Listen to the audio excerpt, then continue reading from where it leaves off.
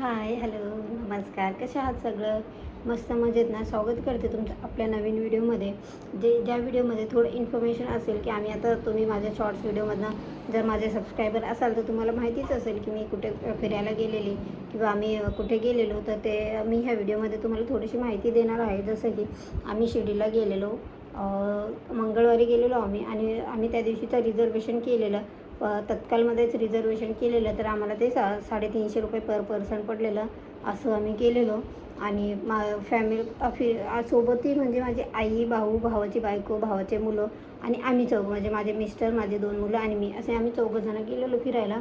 आणि ते कसं गेलो काय ते तुम्हाला तुमच्याशी शेअर करणार आहे मी ह्या व्हिडिओमध्ये, जेणेकरून तुम्हाला थोडीशी माहिती भेटेल की कसं जायचं. तर शिर्डीला जाण्यासाठी मी कल्याण स्टेशनवरनं साईनगर शिर्डी ट्रेन पकडलेली आणि ती ट्रेन आपली काहीतरी कल्याण स्टेशनला 10:30ला येते आणि आपल्याला साईनगर शिर्डीमध्ये 3:30 वाजता ती सोडते. कन्फर्म 3:30ला ती सोडते आणि आम्ही 3:30ला तिथे उतरलो आणि त्यानंतर ऑटो केला. तिथे बसेसची पण सुविधा आहे, पण आम्ही बसेसची वाट न बघता आम्ही ऑटो केला आणि ऑटोने गेलो. ऑटोने पर पर्सन 20 रुपये असे घेतलेले आणि ऑटोने गेलो म्हणजे आम्ही असं मोठ्यावारे हॉटेलला नाही गेलो. नॉर्मल जो साईबाबांच्या भक्तांसाठी त्यांनी निवासस्थान बनवलेले आहेत, तसे ते 4 काहीतरी आहेत भक्ती निवास करून. तर आम्ही त्यापैकी एकाला गेलेलो भक्ती निवासला आणि तिथे आम्ही रूम केलेला. तर तिथे जर आपण रूम करायचं म्हटलं तर नॉर्मल रूम केलं तर एका रूमचे 250 रुपये घेतात आणि AC रूम केला तर 600 रुपये घेतात आणि काही गादी एक्स्ट्रा गादी वगैरे असेल तर त्याचे 50 रुपये चार्ज असं काहीतरी ते घेतात. तर तसं आम्ही करून रूम घेतलेला आणि त्यानंतर मग आम्ही शिर्डीमध्ये पोचल्याच्या नंतर रूम केला. सगळे फ्रेश वगैरे झाले आणि त्यानंतर बाबांच्या दर्शनाला गेलो. बाबांच्या दर्शनाला खरंच खूप गर्दी असते. जे गेलेले आहेत त्यांना नक्कीच माहीत असेल की तिथे खूप गर्दी असते. कमसे कम 2 तास तरी लाईन, म्हणजे 2 तास आपले ते ह्या लाईनीमध्ये जाणारच आहेत. कसेही काही करा तुम्ही, लवकर बाबा आपल्याला दर्शन देत नाहीत किंवा काही म्हणा. मला तरी असंच वाटतं की बाबांची इच्छा असते, भक्त आला आहे तर त्यांनी माझ्यासाठी थांबावंच. तर कारण मी माझ्या आयुष्यामध्ये माझं लग्न झाल्यापासून 3 वेळा गेलेली आहे शिर्डीला आणि तीनदाही गेली. 3दाही लाईनच होती आणि 3दाही गर्दीच भेटली आम्हाला आणि 2 तासाच्या अगोदर दर्शन होतच नाही. हा माझा स्वतःचा अनुभव आहे. तुमच्यासोबतही असं झालेलं आहे का की लगेच दर्शन झालं आहे, तुम्ही गेले आणि लेट 15-20 मिनटं किंवा अर्ध्या तासामध्ये दर्शन झालं? माझ्यासोबत तसं झालेलं नाही. माझं दर्शन झालं 3ही वेळा 2-2 तास लागले. म्हणजे बसायचं ह्या रूममध्ये त्या रूममध्ये असं जायचं, याच्यामध्ये 2-2 तास गेलेले माझे त्या दर्शनामध्ये. चला असो, देवाचं दर्शनाला आलो आहे, घेतलं दर्शन आणि त्यानंतर बाबांचा प्रसाद घ्यायला गेलो. प्रसाद म्हणजे भोजनालय नाही, प्रसादालय. म्हणजे बाबांचे जे भक्त असतात त्यांच्यासाठी फ्रीमध्ये जेवण असतं. खूप खूप मोठी पंगत असते, खूप मोठा प्रशस्त हॉल आहे तो. तुम्ही पाहिला असेल तर नक्की सांगा. पण मी त्या प्रसादालयामध्ये 2 वेळा गेलेले आहे. लास्ट टाईम जेव्हा गेल्या वर्षी माझ्या दिराचं लग्न झालं तेव्हा माझा पूर्ण परिवार म्हणजे माझ्या नंदा, माझी सासू असे आम्ही काहीतरी 22 जण मिळून बस करून गेलेलो. तेव्हा आम्ही संध्याकाळच्या वेळेस दर्शनाला गेलेलो, त्यामुळे ते स्किप झालं. म्हणजे आम्ही तिथं गेलो नाही किंवा तो अन्न असतं ना सुविधा अन्न वाटपची, ती बंद झालेली. कारण रात्रीचे 10:30 वाजलेले आम्हाला, त्यामुळे तिथे जेवण नव्हतं. त्यामुळे त्यावेळेस आम्ही नाही झालं. पण ह्यावेळेस मी माझ्या आईला आणि भावाला घेऊनच गेली. माझ्या भावाचं तर लाईनमध्ये होतं तर त्याचं नाही झालं. पण भावाचा परिवार, आम्ही, आई असं माझे मुलं आम्ही सगळ्यांनी तो प्रसाद ग्रहण केला आणि तिकडनं मग आम्ही निघालो नाशिकला. काय तर नाशिकला होतं त्र्यंबकेश्वर मंदिर आहे. तर म्हटलं चला आता आलो आहे घराच्या बाहेर तर हेही करून ठेवा. त्यासाठी मग आम्ही त्र्यंबकेश्वर मंदिरला गेलेलो.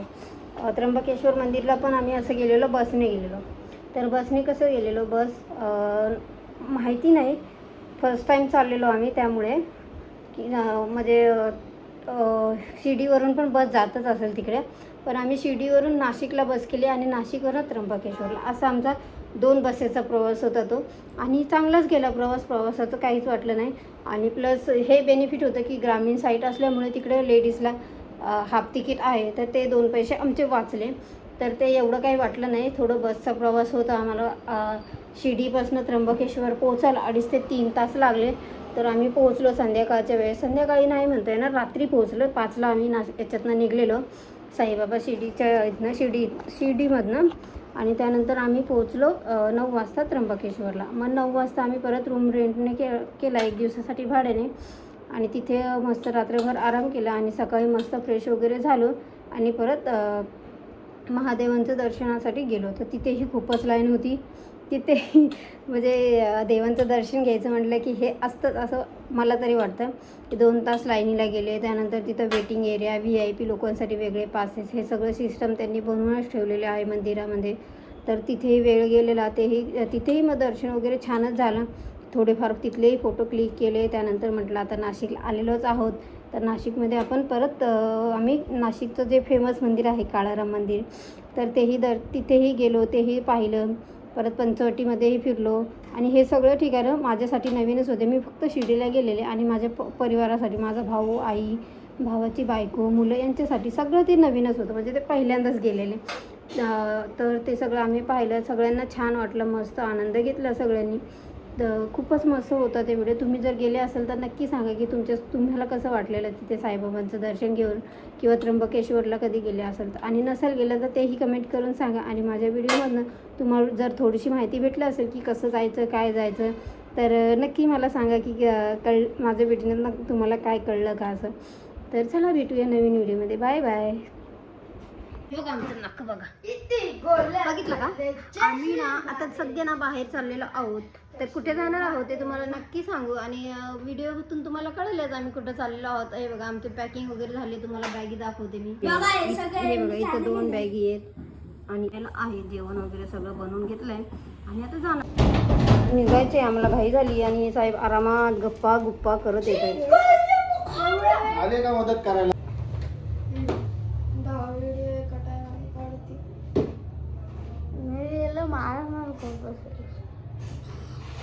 राक्षसी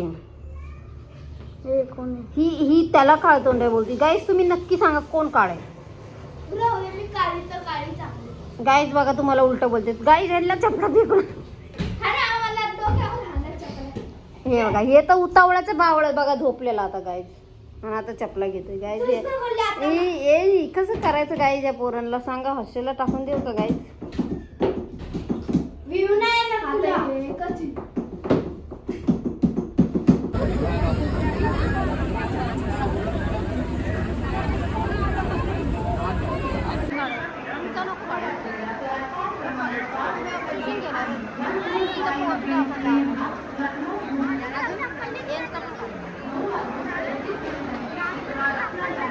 उदास कंपनी मला बोलते मी उदास. काय झालं?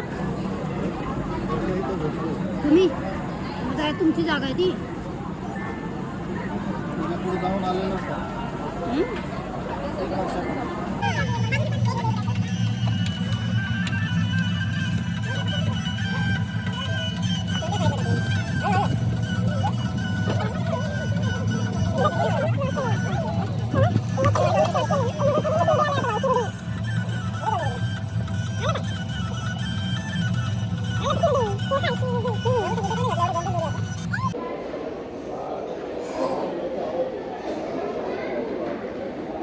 आमची पिऊ बाई.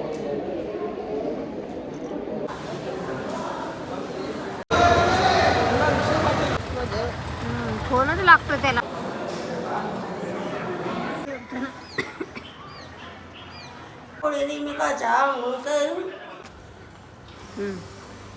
बाबू तू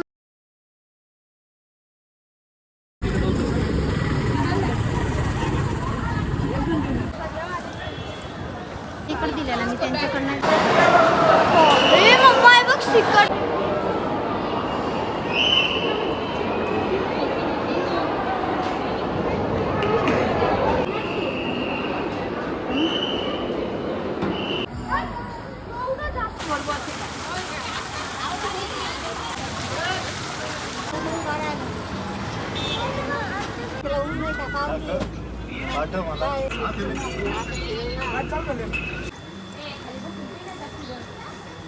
मला सांडला.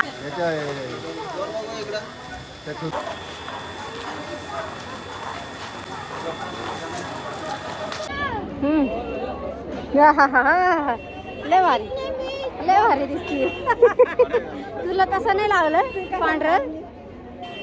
मला इथलं नाही लावलं. तू बोलायचं इकडं पाय टाकले.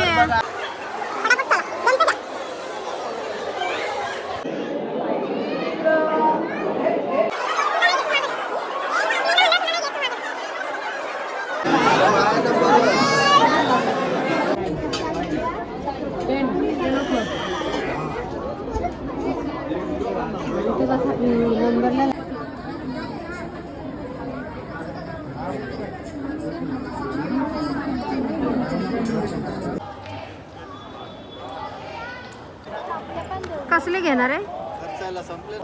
नाही बोलतो तू. कसं आलायला?